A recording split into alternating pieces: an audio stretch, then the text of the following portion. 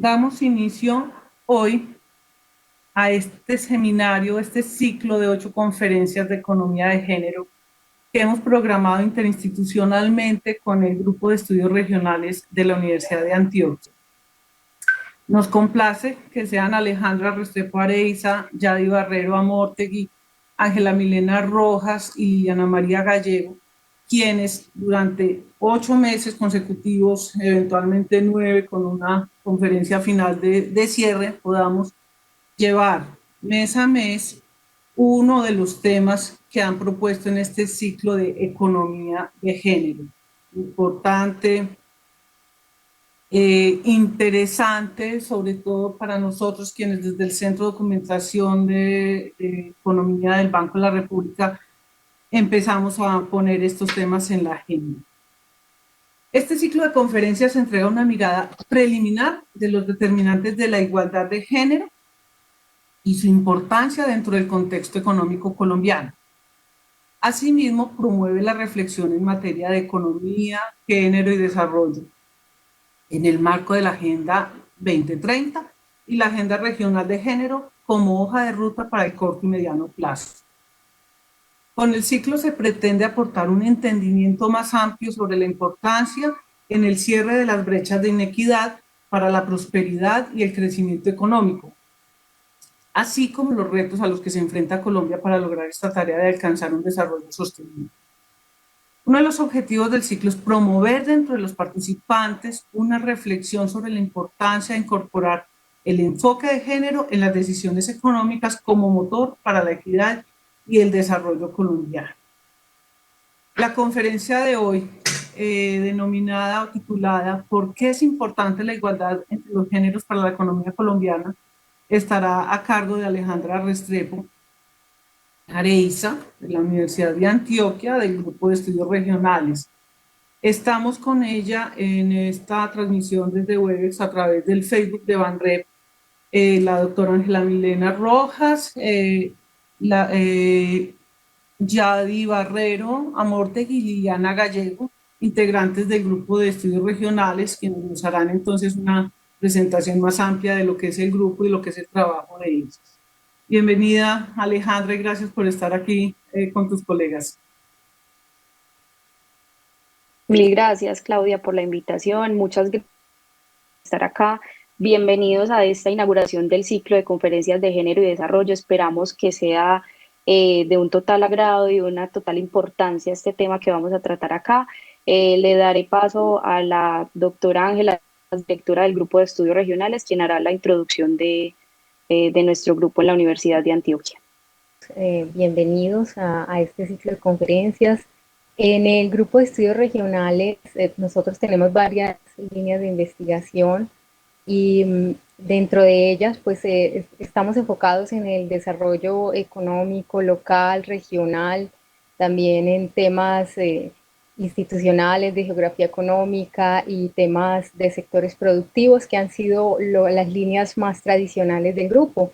Y desde hace unos 3 años hemos incursionado en esta línea de análisis económico de género, con la llegada también de nuevos integrantes al grupo de investigación, profesoras de la Universidad de Antioquia, como la profesora Liliana Gallego, la profesora Yadi Barrero, y también pues el nutrido interés de estudiantes de maestría que han querido pues trabajar sobre estos temas. En esta destaco pues la línea de análisis económico de género, que es esta que nos convoca hoy como una línea que tiene pues grandes potencialidades a partir de toda esta activación de un tema que no es reciente, que ya ha venido trabajándose hace varias décadas, pero que en el ámbito de la economía pues sí había tenido un poco menos de presencia en la academia, y que recientemente, pues estamos hablando de la última década, hemos visto ya más economistas interesados en estos temas del género y su relación pues con múltiples aspectos del sistema económico.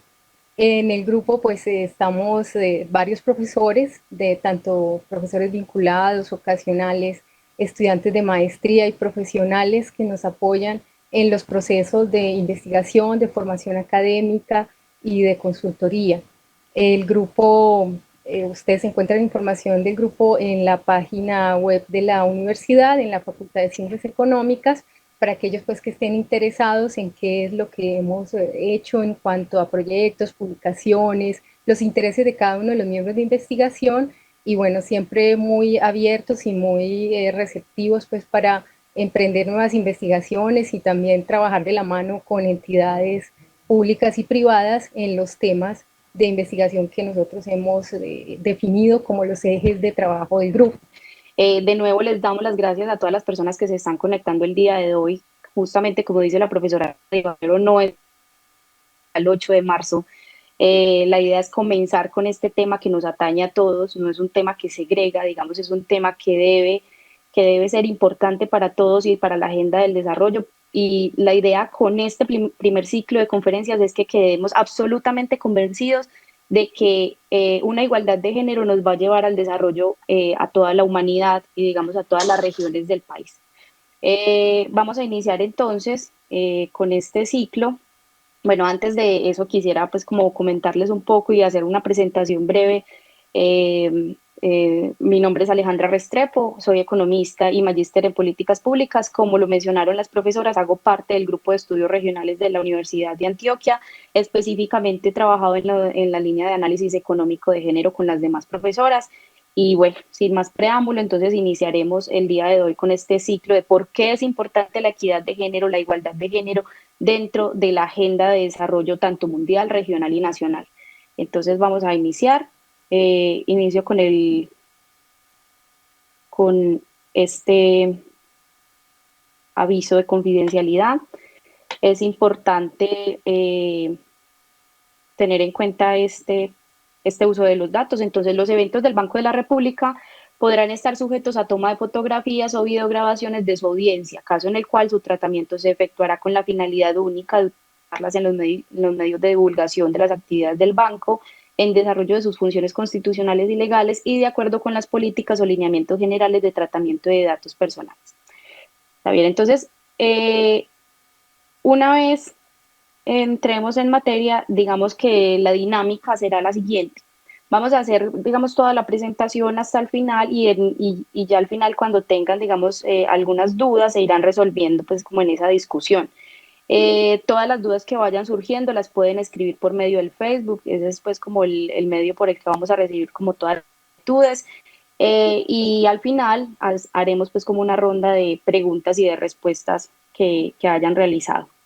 Entonces, bueno, voy a iniciar eh, con esta presentación de la importancia de la igualdad de género en la economía.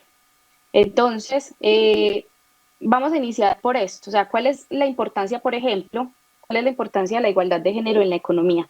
Entonces, sabemos que todavía presentamos algunas disparidades y algunos retos en materia de igualdad que debemos subsanar, que para eso se han creado diferentes agendas, que se han creado diferentes convenciones, pero que hemos conquistado algunas cosas desde los últimos 100 años que han sido importantes para las mujeres, pero que aún nos quedan esa serie de desafíos que tendremos que, digamos que tendremos que trabajar en ellos para lograr esa igualdad de género y poder implementar, digamos, todas estas mejoras del desarrollo, no solo económico, queremos hacer la claridad de eso. No queremos hablar solo de lo económico, a pesar de que somos Facultad de Ciencias Económicas, sabemos que el desarrollo es absolutamente transversal a otras aristas y queremos hablar de que el desarrollo es sostenible, que el desarrollo es integral y no solamente apunta a lo económico. Entonces, hoy, ¿qué vamos a ver? Vamos a ver un contexto general, vamos a ver algunos retos actuales que se presentan en el mundo frente al tema de disparidades de género en diferentes ámbitos. Vamos a ver algunos beneficios de la igualdad en el desarrollo económico, que claramente eso es lo que nos convoca. Vamos a ver cuál es la igualdad en el contexto colombiano, cómo estamos actualmente en Colombia, qué cosas hemos alcanzado, en qué nos falta todavía trabajar un poco y algunas conclusiones para que luego demos como luego demos ese panorama pues de esos retos y una discusión final donde podamos interactuar con el público que hoy nos acompaña. Entonces vamos a iniciar. Y empiezo con una frase de Rosalind Yalow. Rosalind Yalow, todos sabemos que es Nobel de Medicina y Fisiología, y digamos que menciona una frase muy acertada a lo que vamos a hablar el día de hoy, en lo que estaremos hablando en todo el ciclo, y es que el mundo no puede permitirse la pérdida de los talentos de la mitad de las personas si es que estamos aquí para resolver la multitud de problemas que nos preocupan, y es absolutamente necesario entender que si queremos resolver todos los, digamos, todos los retos que se vienen de aquí en adelante, temas del cambio climático, de la violencia, del hambre, de muchos otros temas, tendremos que solucionar primero todos estos temas de la igualdad de género, porque no podemos excluir a la mitad de la población en la ayuda para poder arreglar este tipo de problemáticas que nos convocan. Vamos a analizar entonces cómo es pasar de la integración de la mujer en el desarrollo al desarrollo sostenible con la igualdad de género. ¿Por qué? Porque nosotros queremos trascender la visión y, digamos, en todas las convenciones, conferencias y en todo lo que se ha venido creando, ese acervo del conocimiento frente a la igualdad de género, hemos querido trascender desde un enfoque de vulnerabilidades hacia un enfoque de derechos, ¿cierto? Un enfoque donde nosotros claramente sabemos que las mujeres son sujetos de derechos y que aparte de eso constituyen un capital humano súper importante a la hora de configurar el desarrollo. Entonces, trascender de esa visión asistencialista de que somos víctimas y muchas otras cosas es importante hacia una donde está el tema del merecimiento, ¿cierto? El tema de los derechos, el tema de que estamos en igualdad de condiciones y que somos absolutamente necesarias, como les mencionaba, en esa configuración del desarrollo sostenible. Aquí vemos cómo hemos transitado, por ejemplo, hacia diferentes pactos y camino a la igualdad. Obviamente aquí me hacen falta muchísimos otros pactos, conferencias que se han hecho tanto en la región como a nivel mundial. Por ejemplo, en 1975 se comienza con la primera conferencia mundial de la mujer. Entonces, miren que llevamos varios años hablando sobre estas agendas, llevamos varios años intentando que hayan diferentes acuerdos a nivel mundial y a nivel regional que permitan cerrar estas brechas de desigualdad. En el 79 se da la Convención sobre la Eliminación de todas las formas de discriminación contra la mujer, más conocida como la CEDAW. Digamos que allí se dan diferentes lineamientos para atender todo el tema de la discriminación de género. En 1980 también se da una Conferencia Mundial del Decenio de las Naciones Unidas para la Mujer, Igualdad, Desarrollo y Paz. En el 85 la Conferencia Mundial para el Examen y la Evaluación de los Logros del Decenio, específicamente de los Objetivos de Desarrollo del Milenio. En el 94 se da la Conferencia de Belén do Pará y en el 95 se da la Conferencia de Beijing, denominada Conferencia Mundial de la Mujer, considerada como una de las plataformas más importantes de acción sobre la igualdad y sobre el empoderamiento y la autonomía, no solo económica, sino las diferentes autonomías para la igualdad de género. Todo esto ha sido un campo que se ha ido enriqueciendo y donde los países se han ido sumando. Digamos que al principio se ha contado como con escepticismo, pero cada vez más son los países que tratan de incluir dentro de su agenda y dentro de los cambios estructurales esta visión de igualdad. Entonces es necesario analizar también desde dónde ha nacido todo este marco de conocimiento y todo este marco de retos que se han planteado durante los últimos años. Vamos a ver entonces cómo fue pasar, por ejemplo, del tema de los ODM, ¿cierto?, de los Objetivos de Desarrollo del Milenio, a los Objetivos de Desarrollo Sostenible.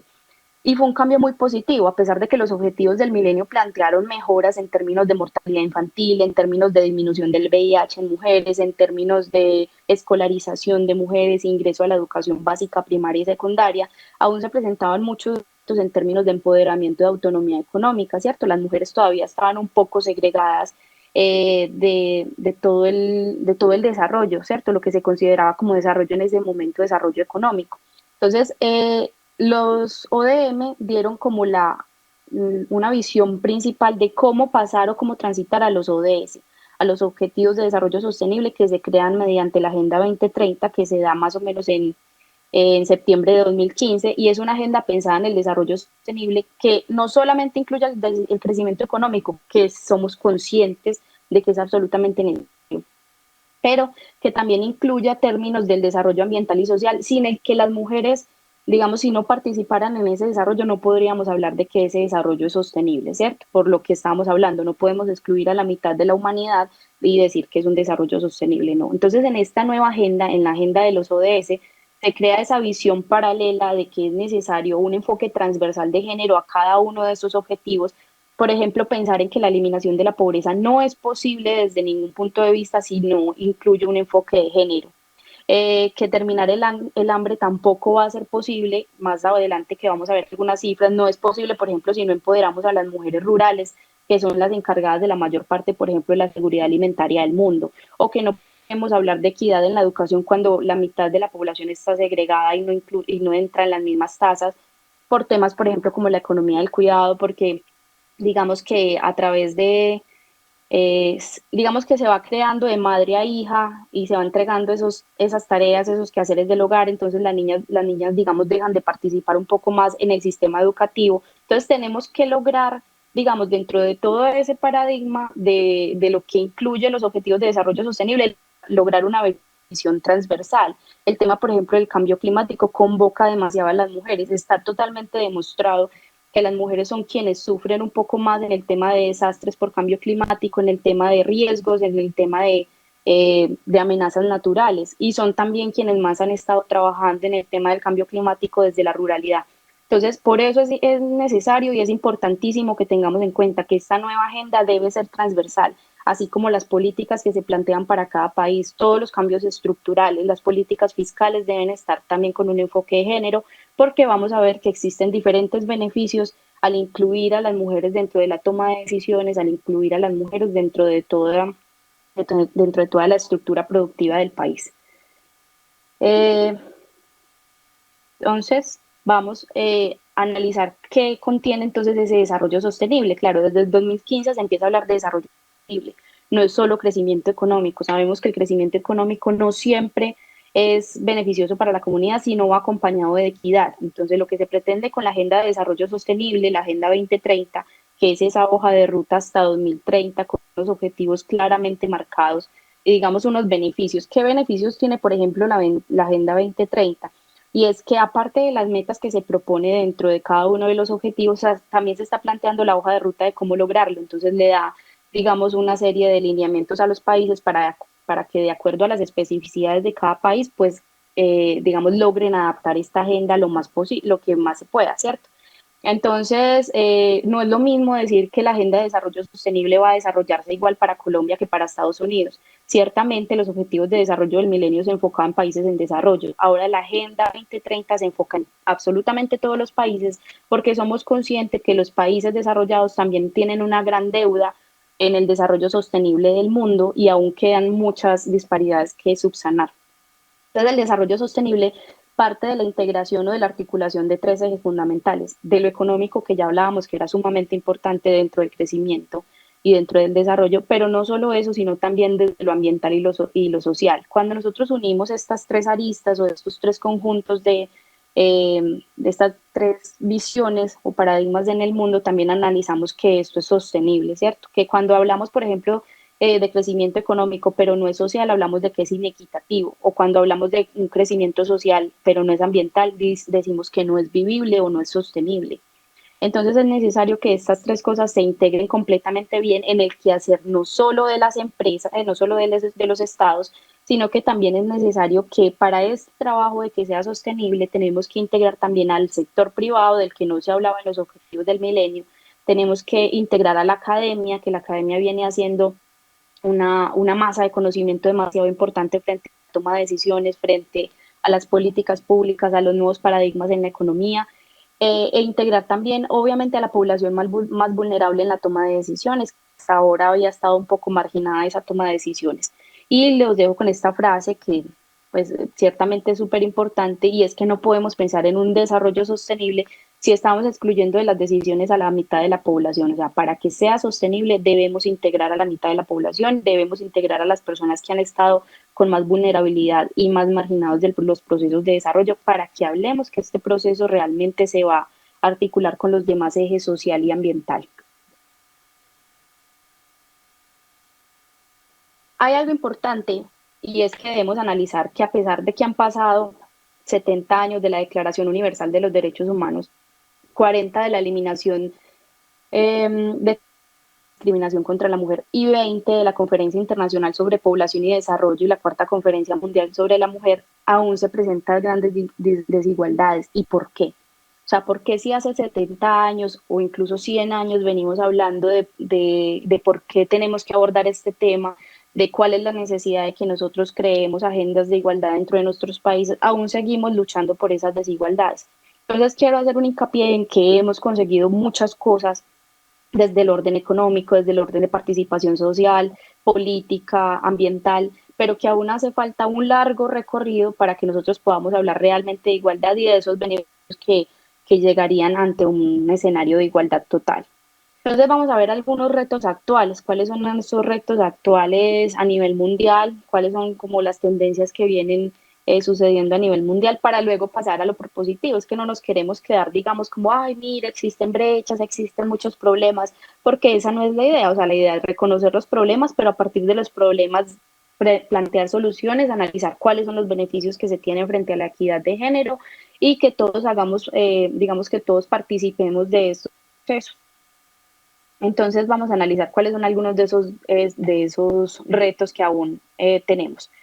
De acuerdo a un estudio del Foro Económico Mundial, por ejemplo, aquí se hace un análisis de todos los países que hacen parte de la Organización de Naciones Unidas y es el tema del comportamiento de la global de género, ¿cierto? Entonces hemos visto que hemos avanzado en los últimos años en cerrar brechas importantes en equidad de género. Entonces, por ejemplo, en este caso de este estudio, 15 años de medir la brecha de género global nos ha ayudado a comprender cómo la falta de progreso es perjudicial para el crecimiento económico global.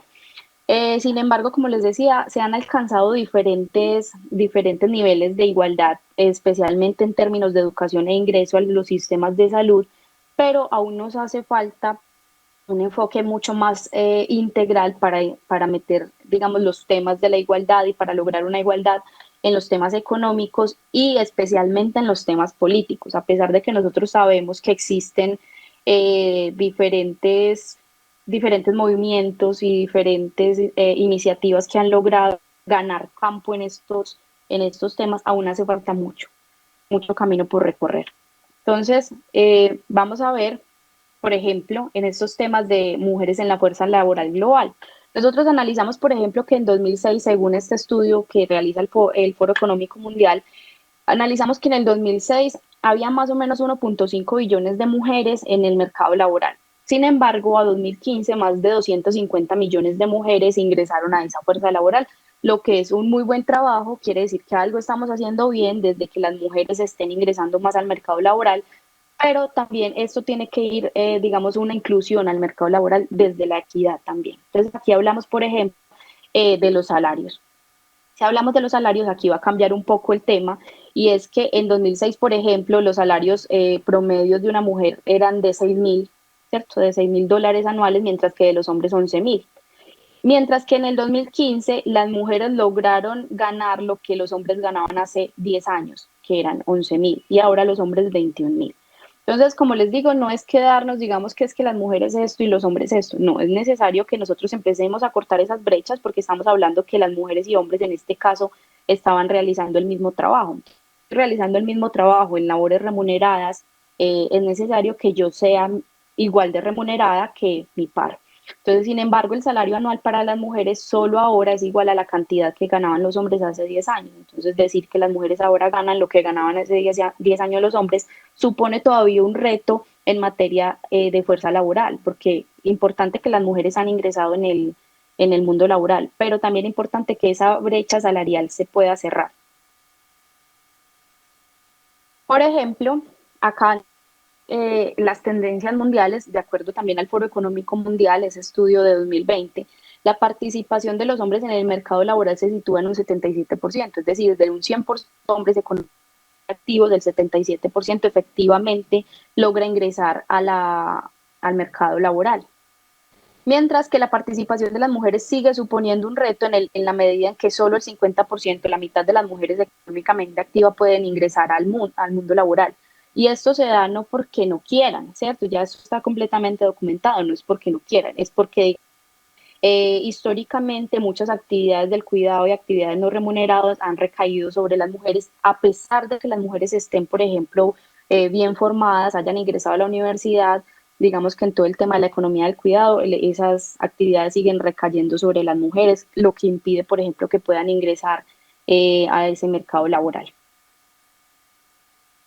Entonces aquí quiero traerles unas cifras y quiero empezarles a dar como esas razones de por qué es necesario que nos metamos todos en el cuento, de que es importante estar en un escenario de paridad, porque no solamente le va a servir a las mujeres, como decíamos, no es una lucha de sexos, sino que es lucha por la igualdad y por el desarrollo no solo económico, sino social y ambiental que nos atañe a todos. Entonces, por ejemplo, en un escenario de disparidad, imagínense en un escenario de disparidad, incluso las mujeres están generando el 37% del PIB mundial. ¿Por qué? A través de las actividades de cuidado, a través de las actividades no remuneradas, que son actividades ciertamente necesarias. Piensen en algo. Generalmente los modelos económicos piensan en que un trabajador o una persona que está apta para el mercado laboral inicia en un tiempo cero con 20 años, ¿cierto? Entonces inició con 20 años a trabajar, pero ¿qué pasó 20 años atrás? Digamos que quién fue o quiénes fueron, porque no excluimos obviamente a los hombres de esta discusión, pero quiénes han sido los que normalmente han soportado esa reproducción de la fuerza laboral. Generalmente son las mujeres a través de las labores del cuidado. O sea, piensen cuántos costos de oportunidad ha representado para la mujer cuidar, por ejemplo, un hijo, en términos de ingreso al mercado laboral, en términos de ingresos remunerados, en términos de tiempo, de ocio, y son cosas que no se están contabilizando. Hasta ahora, los países se han dado cuenta como de esta serie de dificultades al no medir el trabajo remunerado y su aporte al PIB, y lo que han tratado de hacer es crear cuentas satélites, como en el caso de Colombia en el tema de economía del cuidado, monitorear cuál es el uso del tiempo para las mujeres, cuánto tiempo gastan las mujeres, por ejemplo, realizando trabajos no remunerados y cuánto tiempo gastan en el mercado de la no remunerado. Más adelante en el ciclo vamos a tener una de las conferencias precisamente del uso del tiempo en las mujeres, y se analiza, por ejemplo, que a pesar de que las mujeres en el último año en Colombia han ingresado más al mercado laboral, también se han cargado más con actividades del cuidado. Entonces, ¿cuál es la idea? De que podamos equilibrar cargas, de que haya una corresponsabilidad, por ejemplo, en estos temas, porque sabemos que la base reproductiva de una economía no viene desde, o sea, una persona lista para la economía no nació con 20 años o con 30 años, ¿cierto? Una persona tuvo que haber pasado por un proceso de cuidados que valió, ¿cierto? Y eso hay que valorarlo. Y esa valoración es más o menos el 37% del PIB mundial, que es demasiado dinero.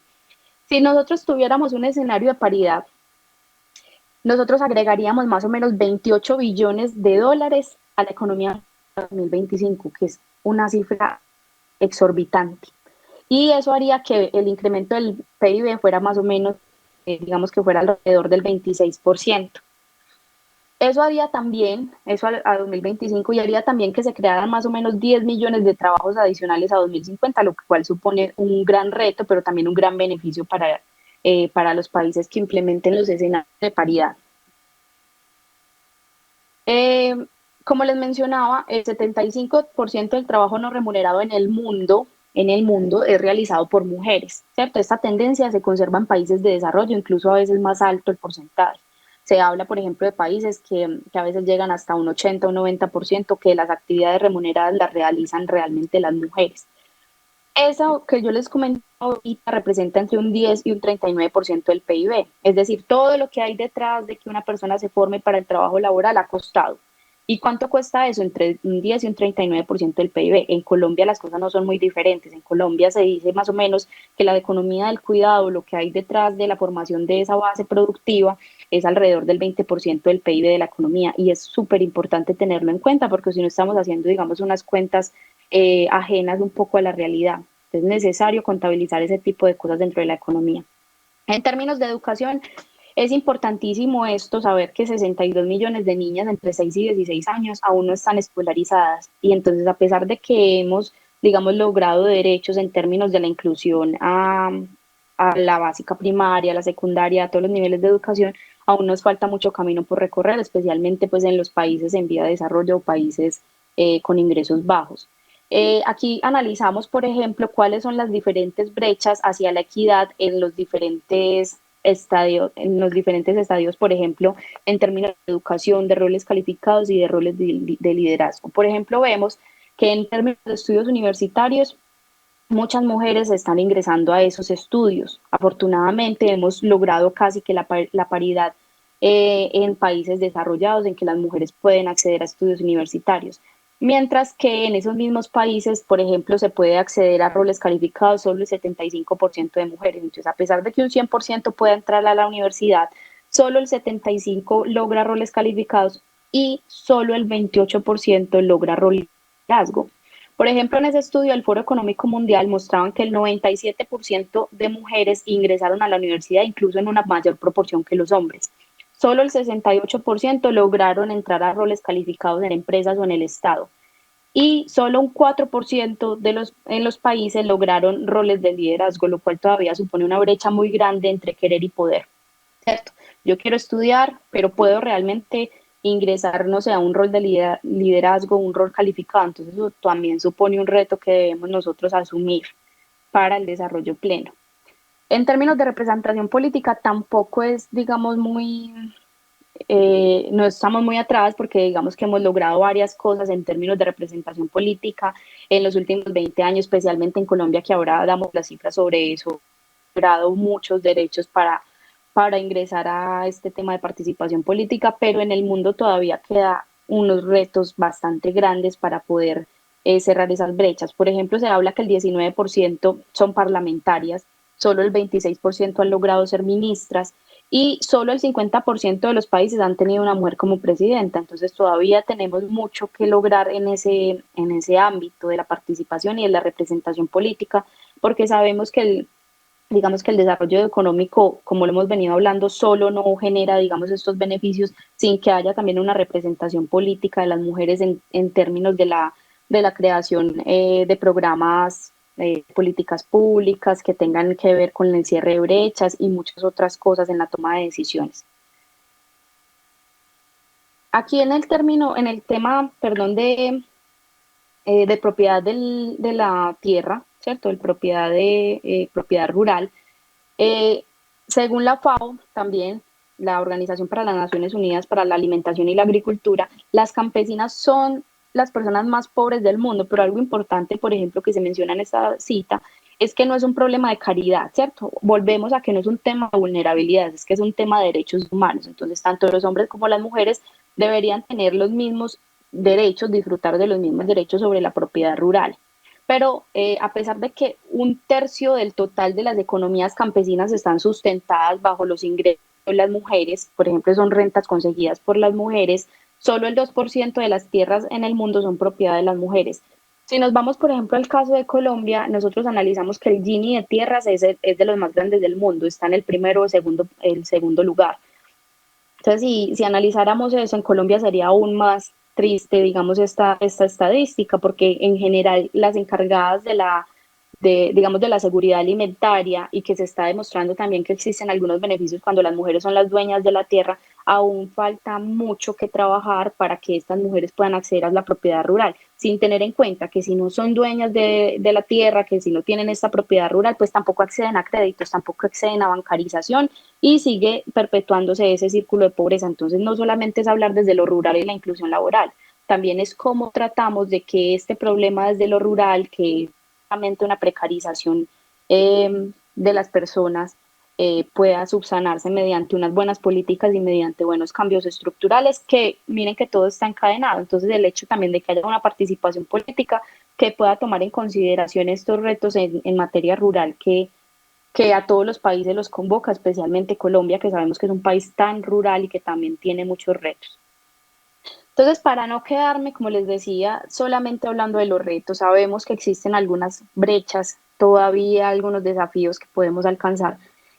También vamos a ver cuáles son esos beneficios de la igualdad en el desarrollo económico. Entonces, para quien nos está escuchando, esto sea un aliciente también para seguir trabajando de la mano de las mujeres en conseguir este desarrollo social y económico que sea sostenible. Entonces, vamos a analizar que existen dos marcos principales para el análisis de la integración del enfoque de género al desarrollo. Entonces, existe un enfoque que es mujeres en el desarrollo y en el cual se menciona, por ejemplo, que existe una relación no lineal entre el crecimiento económico y la condición de la mujer. Entonces, ¿qué plantea este enfoque? Este enfoque dice, bueno, En un estadio inicial del desarrollo, tanto hombres como mujeres presentan la misma productividad, pero es el mismo desarrollo el que empieza a abrir esas brechas, dado otras cosas de carácter informal, o la cultura, o los valores, o las creencias, etcétera, incluso la misma religión puede hacer que esas brechas se abran, pero va a llegar un momento en el que crezca tanto, digamos, la economía y haya un desarrollo que va a lograr cerrar esas brechas. Resulta que este enfoque ha sido un poco criticado, especialmente pues por economistas heterodoxos, que plantean que como es un enfoque un poco parecido al enfoque neoclásico de crecimiento, pues en realidad esto no va a suceder. Se ha demostrado, por ejemplo, que incluso países muy ricos todavía tienen unas brechas de desigualdad demasiado amplias. Entonces de ahí nace otro enfoque, que es el enfoque de género y desarrollo. Entonces, este enfoque de género y desarrollo, ¿qué hace? Lo que hace es tomar en cuenta de manera integral tanto las normas, las prácticas e instituciones sociales que gobiernan la desigualdad de género. Entonces, que dice desde un principio, no vamos a crecer de manera desigual, vamos a crecer teniendo en cuenta que existen diferentes disparidades, que existen diferentes reglas informales, instituciones informales que hacen que las mujeres puedan tener, digamos, un acceso más limitado a todos los recursos físicos, por ejemplo, del país, o a los recursos productivos. Entonces, digamos que lo que hace el marco de género y desarrollo es hacer una crítica, por ejemplo, a las entidades de fomento o a las entidades como el Fondo Monetario Internacional, como el Banco Mundial y las políticas estructurales que marcan, porque digamos que a pesar de que promueven el crecimiento económico, este crecimiento no es equitativo, es un crecimiento que logra implementar, digamos, muchas políticas económicas eficientes, pero también logra abrir mucho la brecha de desigualdad, que fue lo que pasó más o menos en la década perdida de América Latina en los 80, ¿cierto? Entonces, que las políticas realmente que se dieron, lo que hicieron fue abrir más la brecha entre pobres y ricos y aún más entre mujeres y hombres. Entonces, digamos que este enfoque de género y desarrollo, que es el que más o menos se está marcando ahora, digamos que es un poco más utilizado en el análisis económico de género, pues podría suponer una de las herramientas con las que contamos para integrar a la mujer en el desarrollo. En este caso, el estudio del Fondo Monetario Internacional que adopta este enfoque de género y desarrollo indica, por ejemplo, que existe una relación positiva entre el PIB per cápita, por ejemplo, y el índice de desarrollo humano. Entonces, que a mayor crecimiento del PIB per cápita o a mayor PIB per cápita se puede dar un índice de desarrollo humano, caso países como los nórdicos, ¿cierto? Entonces, países como Noruega, países europeos como Islandia, etcétera. Mientras que países, digamos, que tienen un índice de desarrollo humano bajo, a pesar de que puedan tener un PIB per cápita intermedio bajo, también tienen, digamos, esas dificultades para el cierre de brechas. Si nosotros vamos y analizamos, por ejemplo, el índice de desarrollo de género, que es un índice que realiza la ONU, es un índice que analiza cuál es el estado de la igualdad de género en los países, lo que está mostrando es que existe también esa misma relación. Por ejemplo, que a medida que el PIB per cápita es más alto, puede haber un índice de desarrollo de género también más alto. Entonces, lo que estaría indicando que existe una relación positiva entre la igualdad de género y los ingresos de un país. Entonces, por ejemplo, vuelven a estar los mismos. Por ejemplo, Noruega en el primer lugar, perdón, en este caso. Y si vamos y hablamos, por ejemplo, de participación política, que es el GEM, ¿cierto? Que es la igualdad de género, la medida de igualdad de género de la ONU, lo que está diciendo es qué tanta igualdad política hay en los países y cuál es su relación con el PIB per cápita. Aunque, digamos, esta es una relación positiva, también está mostrando que a medida que haya una igualdad de género, perdón, que haya unos ingresos altos, también habrá una igualdad de género y puede que haya pues como una especie de endogeneidad, que también la igualdad de género logre que haya unos mayores ingresos en los países. Entonces, digamos que esto es un marco de evidencia que nos está mostrando realmente que pueden existir efectos positivos sobre la economía y frente al desarrollo económico y social. Aquí se muestra, por ejemplo, según datos de la UNESCO, que un año de educación de niñas y niños aumentaría un 0.37% el PIB anual global, lo que quiere decir que es un muy buen aliciente para poder promocionar estas políticas que incluyan a los niños y a las niñas. Un año en la educación de las niñas se relaciona con una reducción entre el 6% y el 10% en la mortalidad infantil. Este estudio de la UNESCO menciona que en la medida en que las niñas están más educadas, hay menos prevalencia de los embarazos a temprana edad, de embarazos precoces, y también más prevalencia a que si hay embarazos haya menos mortalidad infantil por la información, digamos que porque tienen una mayor información. Y también se reconoce con este estudio que la educación puede reducir incluso hasta el 10% de las tasas de embarazo precoz en niñas y adolescentes. Este estudio se hizo con una muestra en el agua y se demostró realmente que las tasas de embarazo precoz podrían disminuir de un año a otro incluso en el 10%, que es algo demasiado beneficioso para el desarrollo. En términos de productividad empresarial, digamos que generalmente nosotros hablamos de cómo participa la mujer en el Estado, pero cuando hablamos, por ejemplo, cómo participan las mujeres en las empresas es un tema todavía como un poco tabú, ¿cierto? Entonces decimos, bueno, no, es que las mujeres han ingresado al mercado laboral, sí, pero ¿en qué roles? Entonces han ingresado en roles de dirección o han ingresado en roles intermedios o en roles bajos. Entonces, por ejemplo, un estudio del Peter Peterson, que es el Instituto para Economía Internacional, digamos que realizó un estudio con un número de compañías y se determinó que un 15% del aumento de la rentabilidad se le atribuía al incremento del 30% de la representación femenina en altos puestos de mando, por ejemplo, en puestos directivos. Sin embargo, lastimosamente en ese estudio también se determinó que más del 60% no incluyen mujeres en cargos directivos, pero las que la incluyen tienen un incremento del 15% de su rentabilidad. Entonces son cosas también que deberíamos tener en cuenta a la hora de promover en las empresas esa, digamos, esa agenda de igualdad. De hecho, aquí en Colombia han habido unas iniciativas muy buenas por lograr esta igualdad empresarial. Hay empresas que son modelos a nivel nacional. Los sellos como Equipares o Equipaz que los lleva a cabo la Gobernación de Antioquia son sellos que van y analizan cómo está compuesta esa estructura productiva de las empresas y qué tanto están participando las mujeres.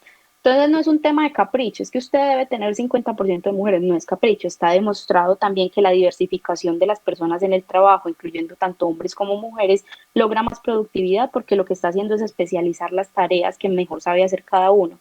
Entonces, como decíamos, trascendamos el tema de que debe ser así porque sí, no, está demostrado que cada uno puede aportar, digamos, esta experiencia de cada persona y sus habilidades. Entonces, aquí algo importantísimo es que de las estrategias que se han verificado en el tiempo, el empoderamiento de las mujeres es hasta ahora la más eficaz en la lucha contra la pobreza. Y les doy uno de muchísimos, muchísimos ejemplos que ya les he venido dando y de muchos otros que hay, que no se van a mencionar acá. Pero es el tema de la proporción del gasto de su ingreso en la familia y en la comunidad. Entonces, por ejemplo, se analiza que una mujer cuando recibe ingresos, el 80% en promedio va hacia la familia y hacia la comunidad, es decir, en temas de nutrición, de bienestar, de salud, en temas de alimentación, de seguridad alimentaria, etcétera. Y en los hombres, digamos que esta proporción es del 40%, entonces los ingresos de los hombres en un 40% van el tema de bienestar familiar y comunitario. Este tema puede verse incluso más, digamos, puede incrementarse más en el tema rural. Las mujeres en lo rural, desde los estudios de la FAO, están determinados, por ejemplo, que son realmente las mujeres las que tienen mayores externalidades positivas, decirlo así, a la hora de invertir su dinero. Entonces, por ejemplo, cuando a una mujer se le hace un préstamo, la mujer tiende a invertirlo más en el hogar que a invertirlo no solo en lo productivo, porque piensa también en lo productivo, pero también piensa, digamos, en las cuestiones del bienestar del hogar. Un ejemplo de esto, que les traigo ejemplos, el Banco Grameen, por ejemplo, que el Banco Grameen fue fundado por Muhammad Yunus, Nobel de Paz del 2006. Este señor crea el banco que se llama el Banco de los Pobres, es denominado el Banco de los Pobres, y este señor gana el Nobel de Paz. ¿Por qué? Porque saca a 1 millón de personas de la pobreza. ¿A través de qué? De microcréditos, porque los pobres necesitan más crédito que los ricos y nadie les presta. Entonces lo que hizo él fue hacer una cadena de favores, por decirlo así, y luego se convirtió en un banco que entregaba estos microcréditos. Entonces, en mayo de 2006, el banco contaba con 6.67 millones de prestatarios, pero una característica súper importante es que el 97% de esos prestatarios eran mujeres. ¿Por qué? Porque también en diferentes estudios está determinado que las mujeres piden más, les prestan menos, pero pagan mejor y pagan a tiempo.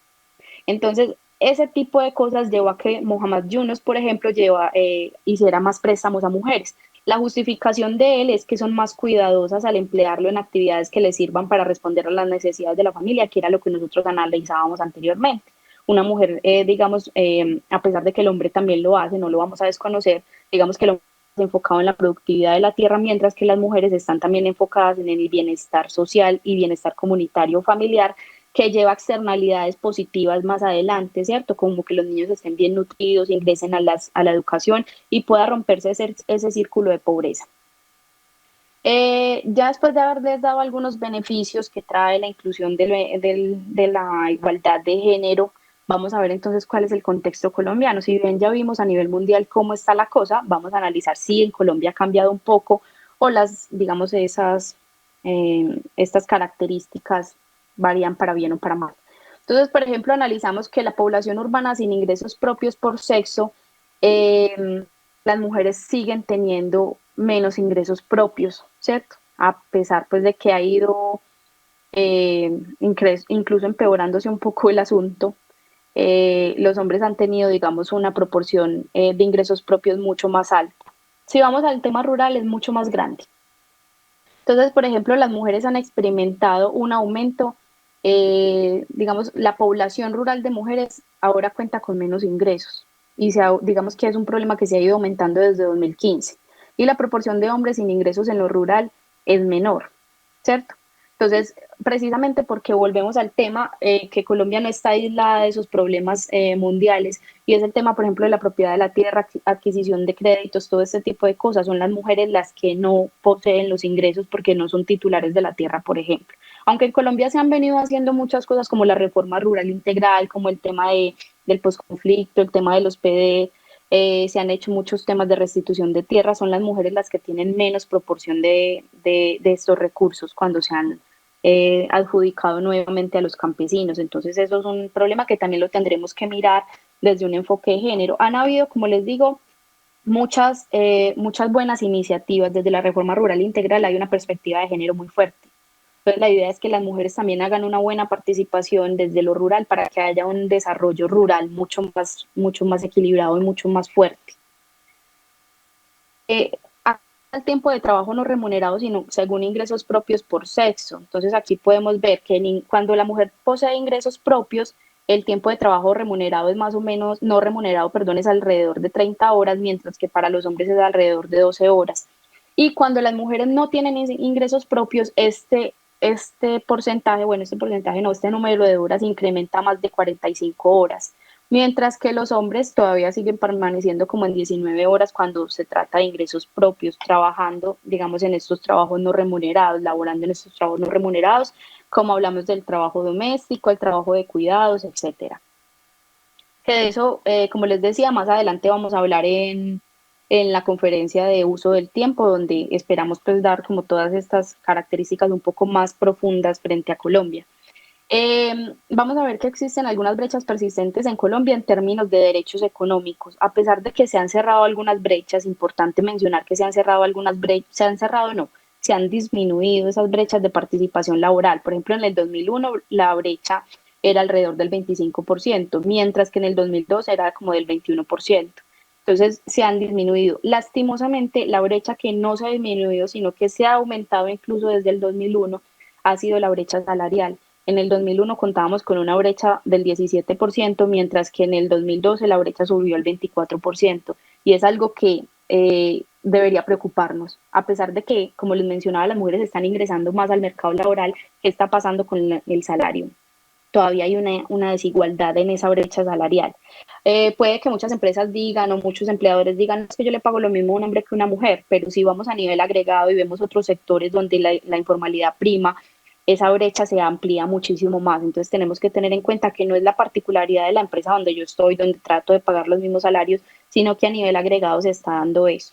Entonces, en relación a los derechos económicos, el acceso de las mujeres al empleo formal y su participación en el mercado laboral, si bien han ido creciendo, aún es limitada. Miren que todavía tenemos una brecha muy grande que podemos subsanar y que debemos subsanar si queremos un desarrollo sostenido.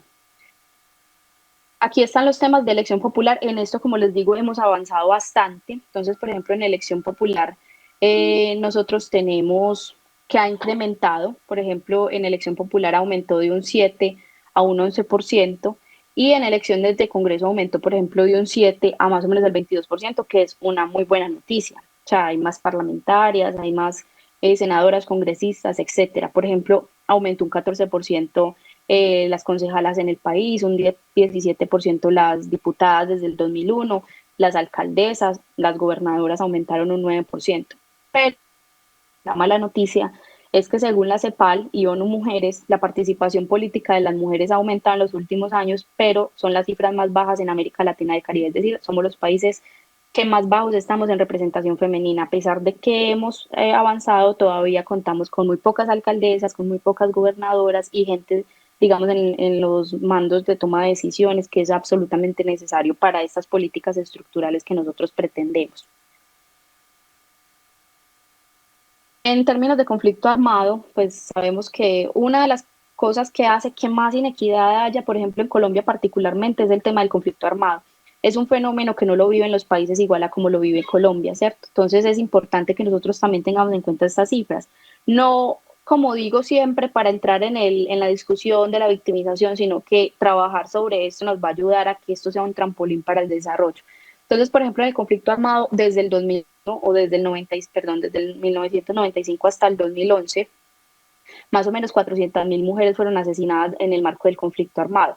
El 51% del total de los desplazados, que son 2.700.000 mujeres, personas, fueron mujeres. Tengamos en cuenta que Colombia es el país con más desplazados intraurbanos del mundo. Entonces es importante que eso también lo tengamos en cuenta. 2.700.000 mujeres es mucho, es demasiado, y tenemos que tratar de crear unas políticas que logren revertir este tipo de sucesos. El 15.8% de las personas desplazadas declaró ser víctima de violencia sexual. Entonces, miren, una doble victimización. Aparte de ser desplazados, también son víctimas de violencia sexual, lo cual es un reto también para Colombia frente a todo el tema de restitución de derechos y de poder resarcir toda esta deuda que tenemos con las mujeres campesinas. Y el 65.5% de los homicidios en indígenas y afrocolombianos fueron mujeres, que eso también deja mucho en qué trabajar. Deja mucho que decir, pero también en qué trabajar. Hay mucho en qué trabajar nosotros para el cierre de brechas. Estos datos de ONU Mujeres Colombia del 2017. Quisimos traer como un pedacito de lo que ha logrado el COVID sobre la igualdad en Colombia, o de lo que no ha logrado, de lo que ha trazado.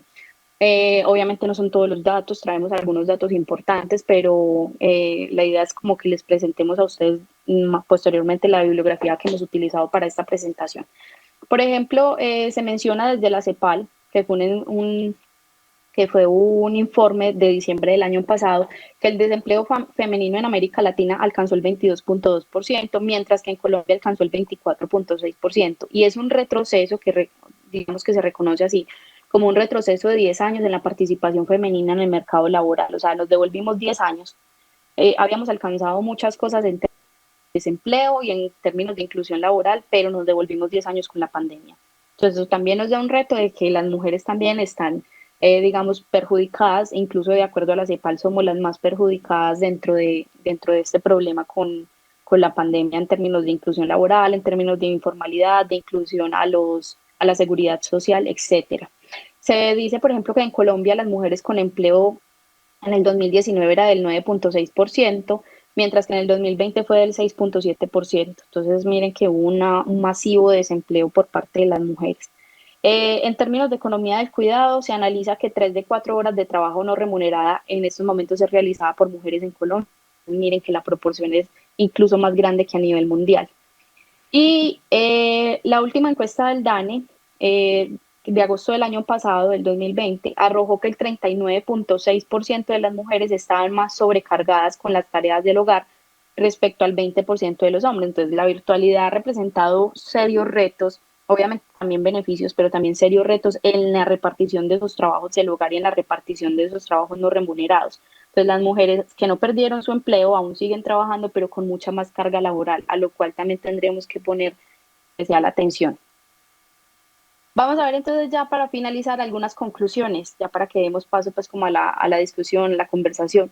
Algunas discusiones preliminares son, por ejemplo, que es necesario trascender la idea de que las mujeres son víctimas, ¿cierto?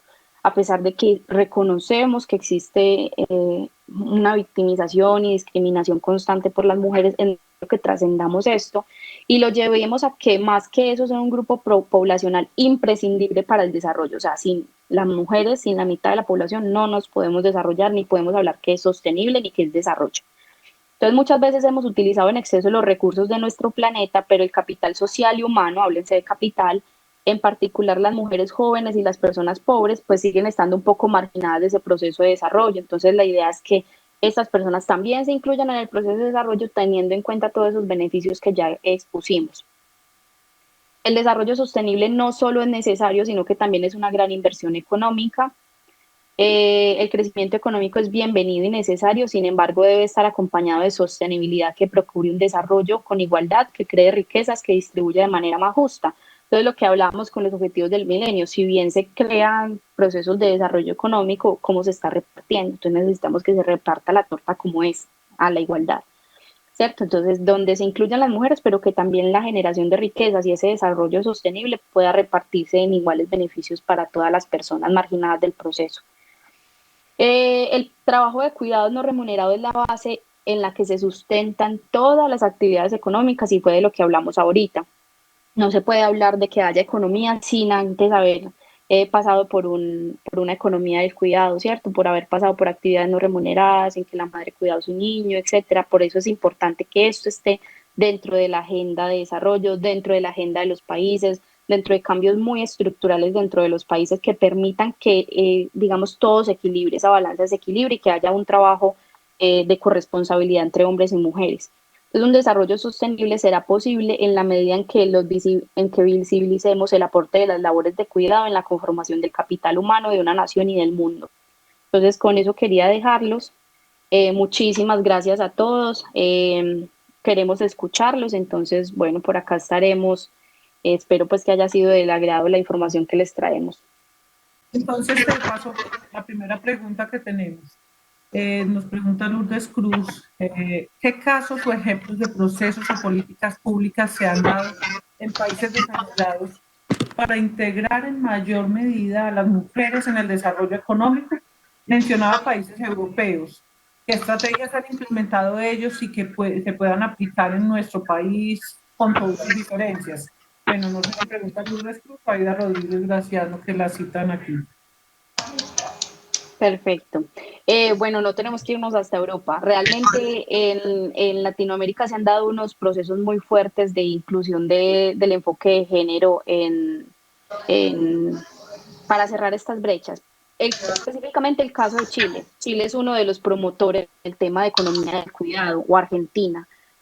Nosotros vamos por un buen camino. Como decía, por ejemplo, Colombia también implementaba algunas cosas como la cuenta satélite. Entonces, la cuenta satélite lo que hace es monitorear, por ejemplo, eh, en términos de uso del tiempo, cómo están las mujeres y cómo podrían incluirse, digamos, dentro de la toma de decisiones. En Chile, por ejemplo, en el tema de la economía del cuidado, en Uruguay, donde está la estrategia de Montevideo, se han hecho diferentes cosas, por ejemplo, en términos de flexibilización laboral para las mujeres, que eso se incluya como políticas estructurales dentro de la economía para que, digamos, las mujeres puedan participar de una mejor manera del mercado laboral y digamos que las que quieren y las que digamos, las que pueden en ese caso, se le presenten todas las disponibilidades a nivel país y desde la política para que lo puedan hacer de una manera acorde pues como a sus necesidades. Muchas gracias, Alejandra, por toda esta muestra de la situación de las mujeres en el mundo y en Colombia.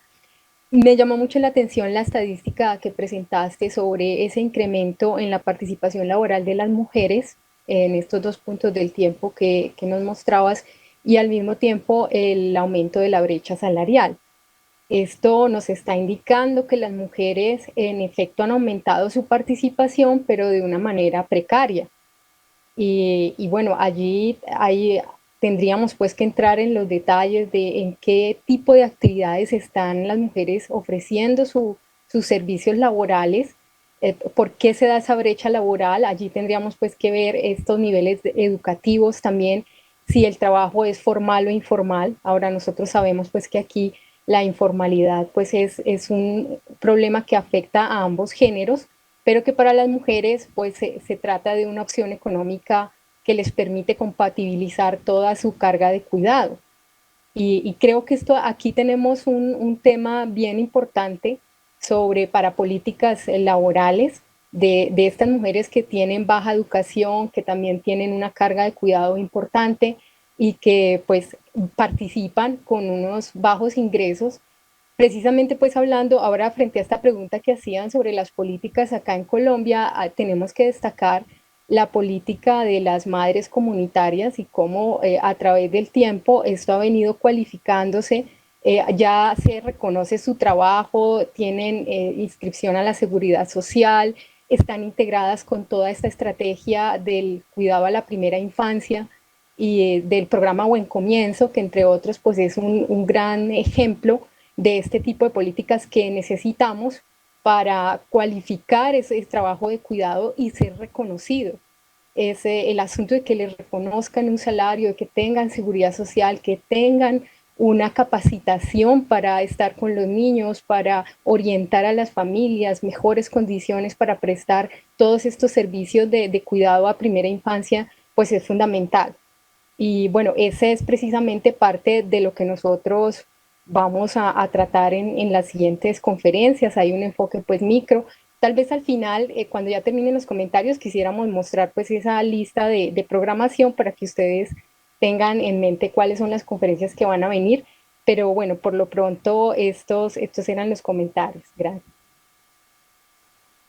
Gracias, doctora Ángela. Y la doctora Liliana también había abierto su micrófono, entonces le damos la palabra. Y después paso a leer preguntas que tenemos en ambos chats. Muchas gracias. Voy a ser muy breve como para comentar algunas políticas públicas europeas que también se han venido implementando aquí en América Latina.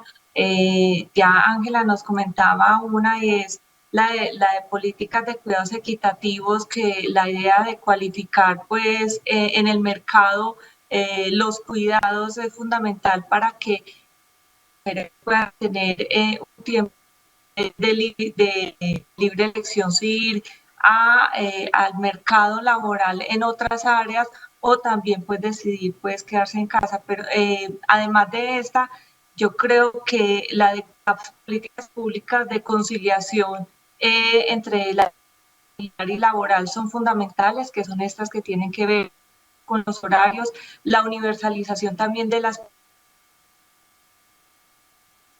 de mercado laboral, puedan quedarse en los cuidados y en las tareas del hogar, pues también puedan acceder a estas pensiones, los impuestos públicos equitativos, considerando que hay impuestos que son regresivos porque son solamente hacia las mujeres. Ya en Colombia se ha venido como trabajando este tema, y también en términos de políticas de cuidados equitativos, las licencias de maternidad que sean de libre elección tanto para hombres y mujeres en términos de tiempo y de dedicación. Entonces, con esto quería pues finalizar la pregunta. Gracias.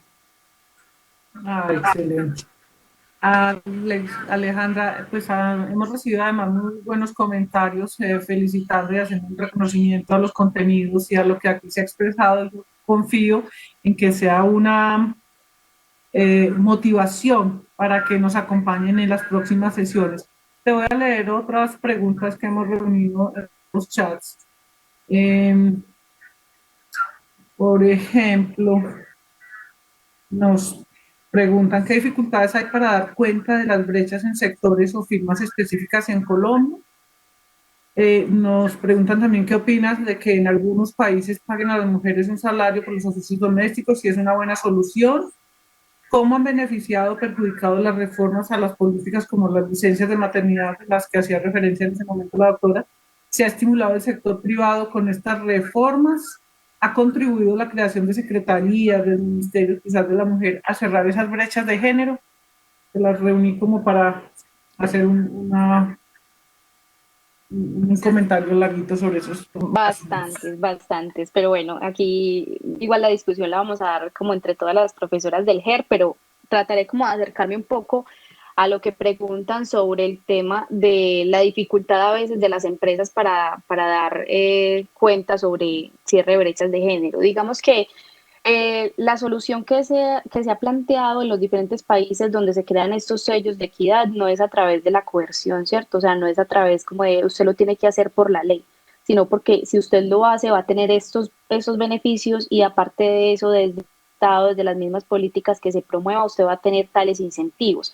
Entonces, digamos que hasta ahora no era obligatorio, ¿cierto? Pues yo no voy a estar como gobierno, como Estado, perdón, en una empresa diciendo usted cuántas mujeres tiene, usted cuántas mujeres son, cuántas mujeres tiene en la parte directiva, cuántas mujeres en, digamos, en esa pirámide productiva. Eh, pero sí te voy a dar, digamos, un incentivo para que cuando las incluyas, pues esto se pueda evidenciar y tú puedas hacer parte, por ejemplo, de un sello como el de Equipares, que los invito a que lo analicen, es un sello a nivel nacional demasiado importante del Ministerio de Trabajo y que analiza también cuáles son esos beneficios que podría tener una empresa al implementarlo. Entonces, digamos que las dificultades que se han planteado frente a la equidad de género, pues las empresas que en realidad no pretenden mostrar estas iniciativas, pues en realidad, como les digo, el Estado no va a ir tampoco de manera coercitiva a decir es que usted me las tiene que presentar, pero lo ideal si fuera eso. Entonces, muchas empresas se han ido sumando, digamos, se han ido sumando a estos sellos. Por ejemplo, en el tema de Equipas se han sumado grupos grandísimos como Grupo Nutresa, se ha sumado, por ejemplo, Cementos Argos, que es una de las empresas más importantes del país y es una de las mejor puntuadas en el tema de equidad de género, teniendo en cuenta que en su gabinete directivo tienen participación de mujeres,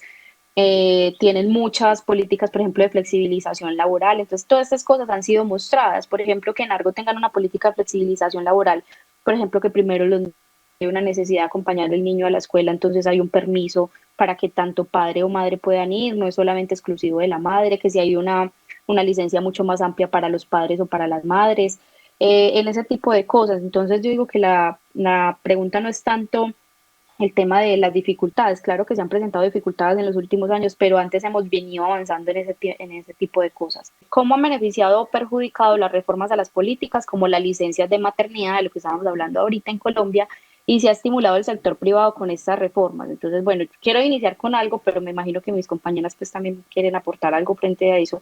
Y el asunto es de lo que hablábamos hace un rato, y es que no es, digamos, desde la coerción, digamos, desde lo que estipula la política, sino también de hacer ver a las empresas que eso tiene un trasfondo, ¿cierto? Que no solamente es el tema de que porque una mujer se vaya más tiempo a una licencia remunerada, entonces eso va a ser perjudicial para la economía, a la larga, para la empresa, perdón, a la larga va a ser un beneficio muy grande para la economía por todo lo que hemos comentado, los beneficios que tiene la economía del cuidado, ¿cierto?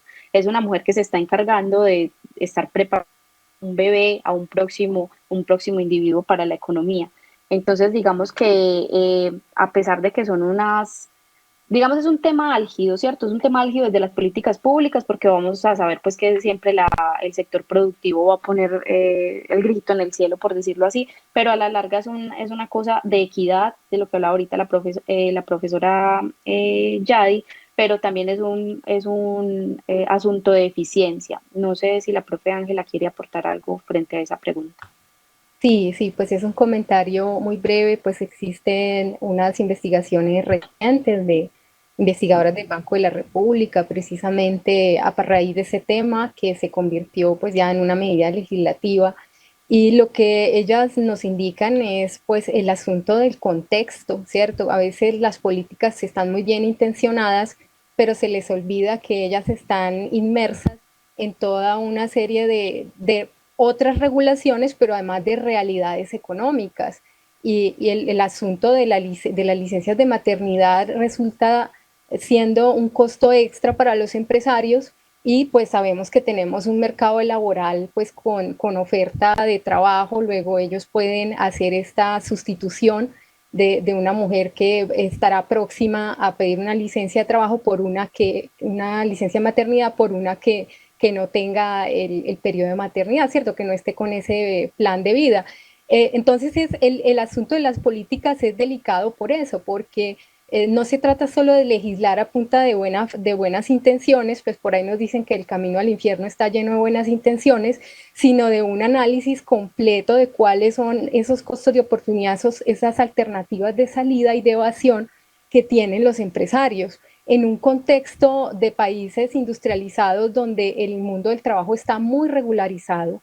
Es muy difícil que una empresa evada este asunto de las licencias de maternidad, pero pues en nuestro contexto sabemos que esto no se da y por eso hay que ser muy cuidadosos a la hora de evaluar cuál es el comportamiento frente a una nueva regulación y, como les decía, las opciones de salida que tienen los empresarios. Ahora, no se trata de decir que no se necesitan las licencias de maternidad, por supuesto que no. Y hemos enfatizado que el asunto es también de redistribuir entre los géneros todas este trabajo de cuidado, que pues a veces decimos cargas como algo negativo porque se siente como una carga, pero en realidad también es asumir que la reproducción, que el cuidado también son actividades que traen una realización personal y necesarias para el desarrollo de la sociedad, y por supuesto que hombres y mujeres pueden participar de ellos. Y de allí lo que la profesora ya indicaba, el cambio cultural es clave, porque ya no se trata de ver la maternidad y todo este asunto de tener niños pequeños y lo que eso significa en los permisos de trabajo y en la productividad, sino se trata de asumirlo entre los dos géneros y de que las empresas, el sector productivo, entienda que este es un fundamento básico para el sostenimiento de la economía misma, que salgamos de un modelo extractivista de lo humano y extractivista de los recursos ambientales a un modelo más sostenible, más inclusivo, más equitativo. Entonces, la discusión todavía, por supuesto, sigue abierta, pero eso lo que nos llama es a un trabajo mucho más cuidadoso en la discusión y el diseño de las políticas públicas orientadas a la igualdad de género. Quería como un comentario final frente a lo que menciona la profesora Ángela frente a este tipo de políticas, y es que, como les mencioné, por ejemplo, existen algunas empresas que como iniciativa propia lo han hecho. Entonces, por ejemplo, en el tema de licencias de maternidad, dar una licencia de maternidad que sea muy parecida, por ejemplo, a la del padre también. Entonces, mostrar que existe una alternativa, y la alternativa es la igualdad, esa repartición de cargas, como dice la profe, no en un mal sentido de la palabra, sino de ese tiempo compartido que no es remunerado, pero que es responsabilidad de los dos. Y eso, digamos, incentivaría también a que las empresas no tengan su preferencia a la hora de hacer una contratación, porque pues si ve, perdón, que viene más adelante una licencia de maternidad, que es una licencia de muchos más días que la del padre, pues van a pretender contratar más al padre que a la madre. Pero si desde las mismas políticas se hace, digamos, un buen enfoque de que las licencias deberían ser paritarias, eso, digamos, persuade para que las empresas no tengan esos tintes discriminatorios. Eso podría ser pues una buena solución, pero todavía pues se puede hablar. Esto está un poquito encadenado a lo que mencionan también sobre la creación de las secretarías. Esto ayudaba a disminuir las brechas, claramente. Claramente, las secretarías lo que hacen es poner su foco sobre esas brechas de desigualdad de las que nosotros hemos hablado.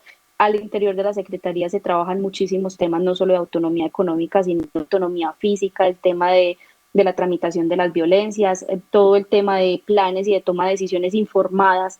O nos consta, por ejemplo, que las secretarías a nivel local y a nivel departamental se ha puesto la camiseta para tomar decisiones informadas desde lo que la academia también brinda esos panoramas. Entonces claramente va a ayudar, que digamos que la secretaría sola no va a cerrar una brecha, o un ministerio solo no va a cerrar una brecha, la vamos a cerrar todos, pero lo que logra una secretaría y un ministerio enfocado a ese problema es que directamente las estrategias se creen para atacar ese problema. Entonces, diríamos que sí, que vamos en un buen camino, todavía nos falta mucho como lo expusimos ahorita en la presentación, pero que sirven, claro que sí.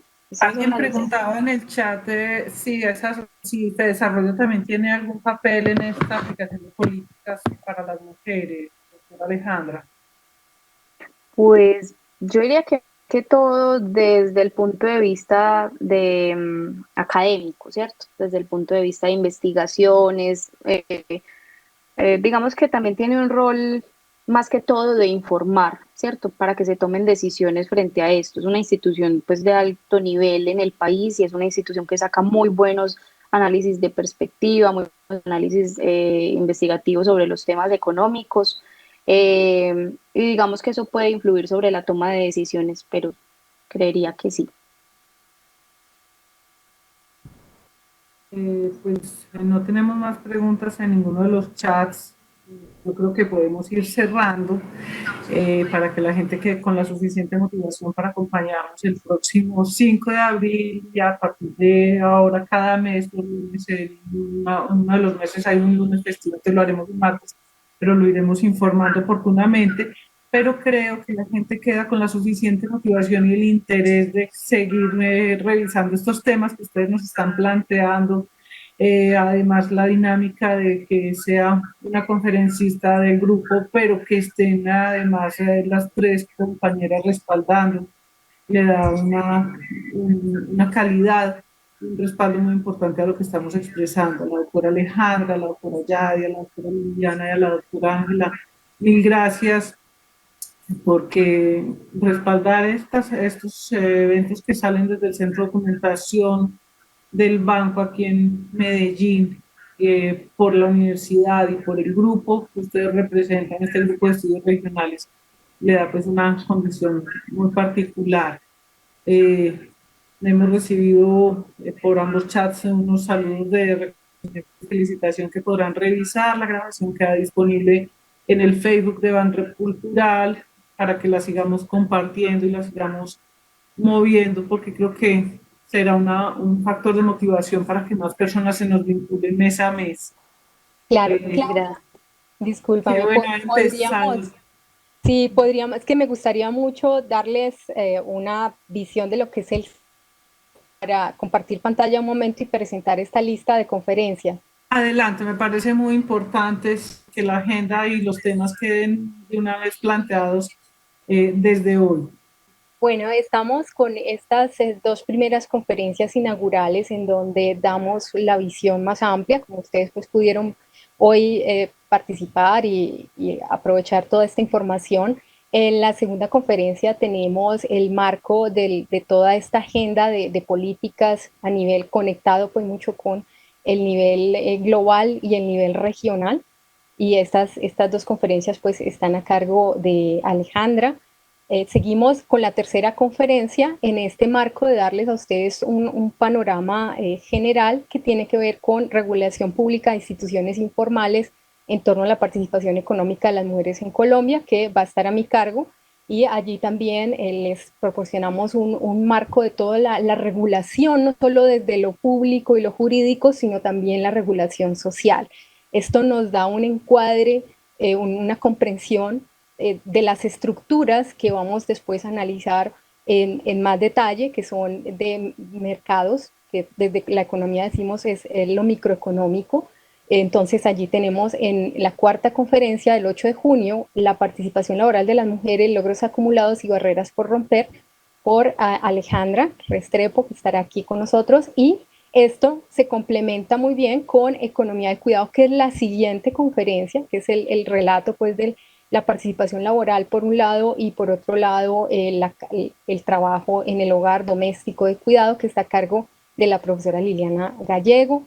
Seguimos con estos más, trayendo mucho más detalle y mucho más hechos que hemos aprendido de esta investigación sobre género y economía, que es la encuesta, el 2 de agosto, perdón, Encuesta Nacional del Uso del Tiempo, la ENUD, a cargo de la profesora Yadi Barrero, y allí tenemos para la siguiente conferencia, el 6 de septiembre, este tema de mujer rural, el aporte de la mujer rural a la construcción de paz y al desarrollo económico. La profesora Yadi Barrero también acompañándonos con esta perspectiva sectorial. Seguimos con el 4 de octubre, la bancarización como herramienta para la equidad de género y desarrollo económico. Allí estaré yo también con la profesora Alejandra, hablándoles de todo este asunto de los mercados de crédito, formales, informales y algunas estrategias desarrolladas pues para la actividad empresarial de las mujeres y también, bueno, otras actividades.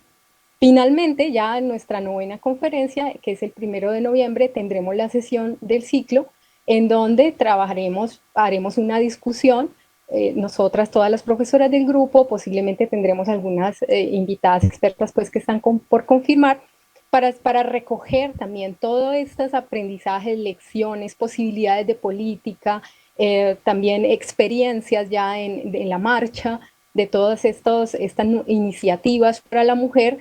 Y por eso también a lo largo de las conferencias queremos escuchar sus preguntas, sus comentarios, para irlas trabajando, para tener ese diálogo, porque parte de este tema también se trata de ponerlo sobre la mesa, que seamos más conscientes en nuestros quehaceres desde lo cotidiano hasta lo académico y lo público de todos estos temas, hacerlos que sean de viva voz, que sean vivos, como decía la profesora Yadi, Y por supuesto, de nuevo, sus preguntas, sus comentarios, va a estar abierto siempre el chat del Facebook, aquí por la plataforma Cisco. Igual también tenemos los correos abiertos para que ustedes envíen sus comentarios y bueno, hacer también una sinergia con todo el público, porque de eso se trata toda esta divulgación y esta discusión alrededor del tema de género y economía. Muchas gracias por este espacio al Banco de la República y a todos ustedes por el interés y por seguirnos acompañando en lo que viene de aquí en adelante. Gracias, doctora Ángela, Alejandra, la doctora y Liliana. Gracias al GER por estar con nosotros en esta programación. Yo creo que la agenda que nos acaba de mostrar la doctora Ángela nos deja suficientemente motivados para seguir conversando. Además, la generosidad de compartir el correo para ampliar entonces ese espectro de comunicación con ustedes y que tengamos este intercambio con el público que asistió hoy o a quienes eventualmente se unan a la conferencia en el Facebook. Entonces, sin más, el agradecimiento a todos por estar hoy con nosotros, a los que estuvieron con nosotros aquí en la plataforma Webex por sus preguntas y por sus aportes y por sus reconocimientos y felicitación, y a las personas que se unieron a través del Facebook. Tuvimos siempre más de 25 personas unidas y ampliamente compartido, entonces confiamos en que la discusión se seguirá dando y la conversación. Entonces, los esperamos el lunes 5 de abril a las 10 de la mañana aquí en el Facebook y a quienes también se unen en nuestra plataforma de Cisco. Gracias a la universidad por unirse a la programación cultural del banco con este tema y, bueno, conmemoramos hoy el Día de la Mujer con este reconocimiento y esta revisión a los temas que nos convocan y nos interesan. Un saludo para todos. Muchas gracias.